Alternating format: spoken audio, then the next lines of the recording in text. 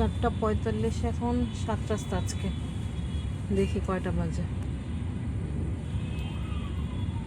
পারবো না ইফতারি ধরতে আজকে মিজান ভাই। হ্যাঁ,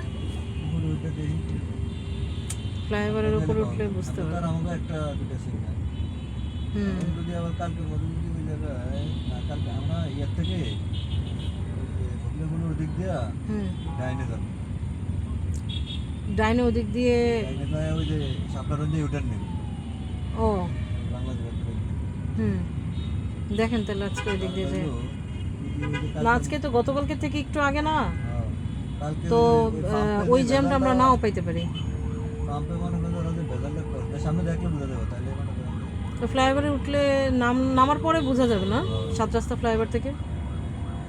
উঠলে দেখা যাক। কিরকম সামনে আজকে গতকালকে পৌঁছেছি 6টা ওই পাম্পের সামনে যে আমরা যে সময়টা 6:03 গাড়ি থেকে নামছি, এরপরে যেতে যতক্ষণ লাগছে। তো আজকে তো গতকালকে থেকে অনেক আগে, গতকালকে 5টা বাজে ছিলাম নাবিস্কো, আর আজকে তো 4:46-47 বাজে। গতকালকে মনে তখন 7 রাস্তা ফ্লাইওভারে উঠবো, কিন্তু ওইখানেই জ্যাম।